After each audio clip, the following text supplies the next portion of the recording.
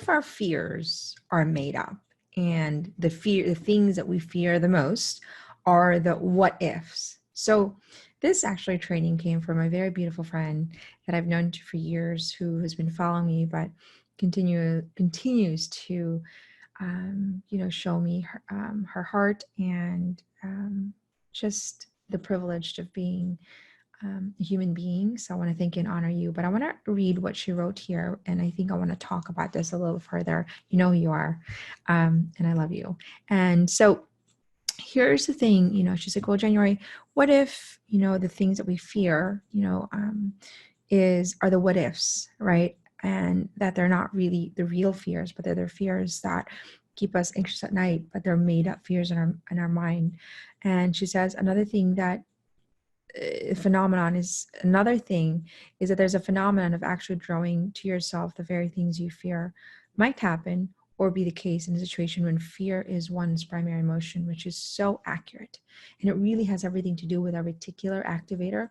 And here's why I wanted to do a training on this, because what if they're made up fears, right? And what I mean by made up fears, like, oh my gosh, what if I get sick, right?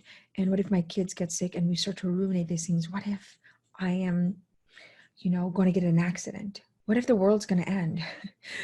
What if I'll be alone for the rest of my life? I mean, all these what ifs, and we start to go there in our mind.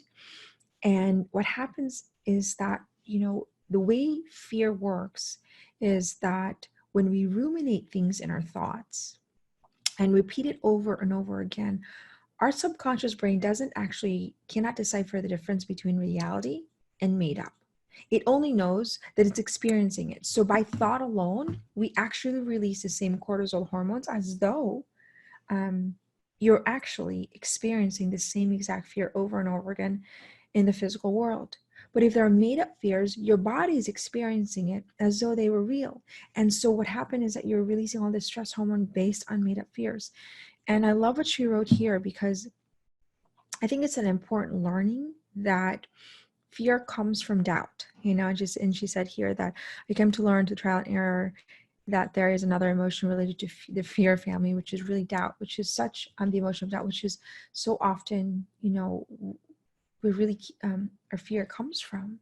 And that, she says here that really it's about, faith, and that allows us to replace those fears. And so I want to talk about this because just as fear, the what ifs, the things we talk about that causes all these stress in our brain and sleepless nights and insomnia, because we're thinking 10 worried steps ahead. And as mothers, this, as my child breathing is, what if, somebody does this in school, and we go into these layers and we get into a tailspin of spiral fear, really. And it's almost as though we get into a life of skepticism, because then we become a woman of doubt. And here's what happens when we become a woman of doubt. It becomes neurologically wired in our brain, and now it becomes habitual. And guess what happens? We doubt good people. We doubt God, we doubt friends, we doubt women, we doubt men, we doubt people, we doubt our job. And it becomes a habitual pattern, which inhibits us to actually see good. There's been times in my life where, I've had, women who say, I think you're faking, January.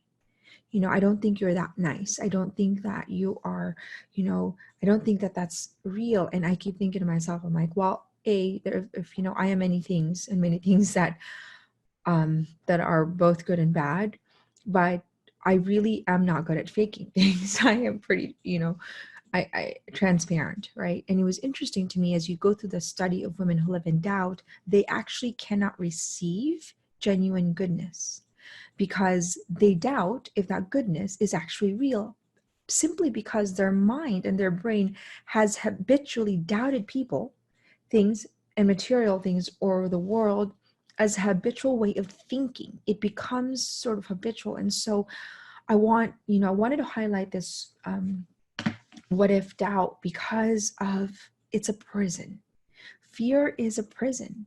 And and as a byproduct of fear, we live this doubtful life, which then repels people, and we want to have more friends and more opportunities, but our life is are living doubt and people experience doubt. I remember this one woman who said, people never give me anything. I don't understand, and we were doing training, but she was always so skeptical. So every time she was in conversation with people, people's guards were up because her guard was up.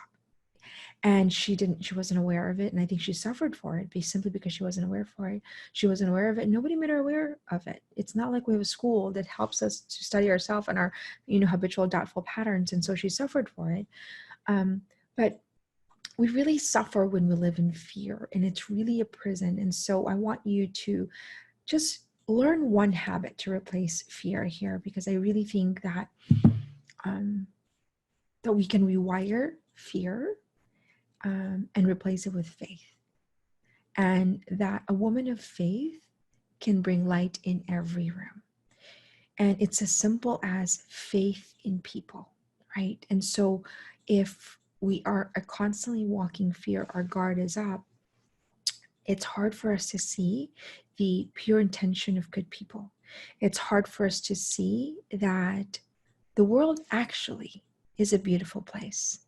And so what we want to do here is to use our reticular activator, that part of our brain called RAS, reticular activator system, which allows us to actually expand in what we focus on. So if I'm focused on the things I'm worried about, I am going to see more evidence of things to worry about, because what I am going to see, what's going to actually pop out, are all the negative things, right?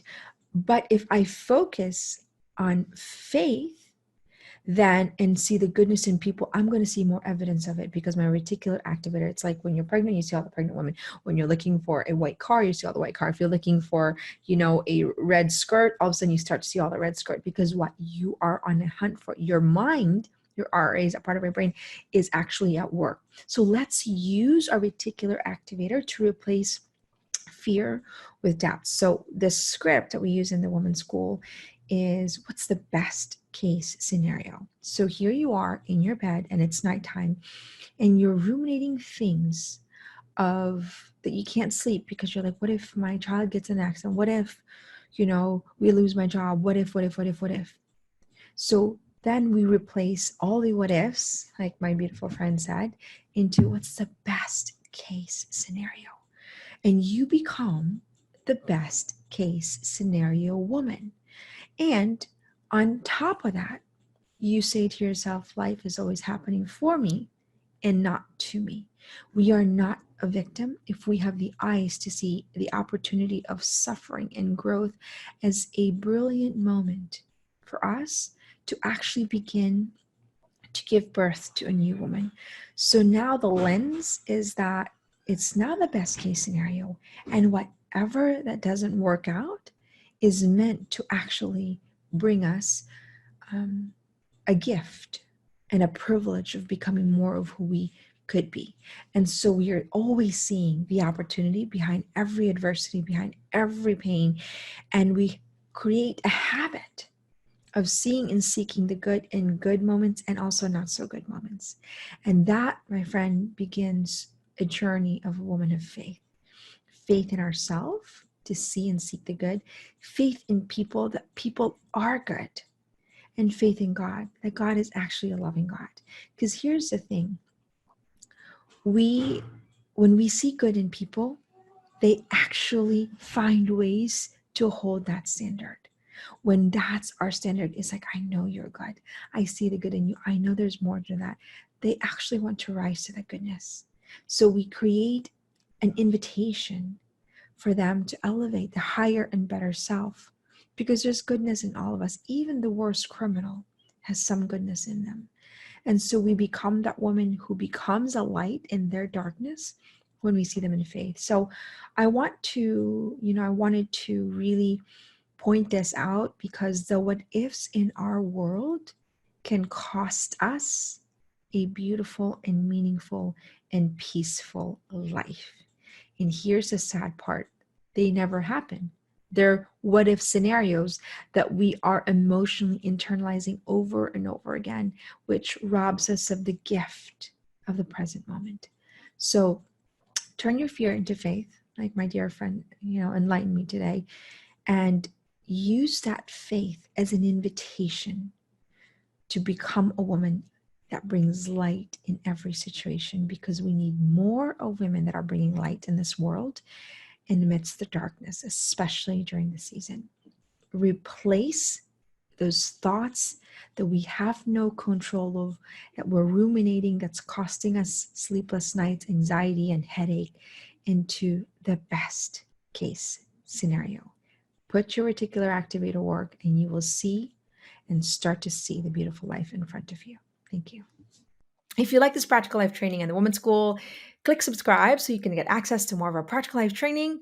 Also, comment below and let us know what you think so we can hear from you. Don't forget to like this video and share it, because our vision here in the Women's School is to give you practical life training to help you become who you were created to be for such a time as this.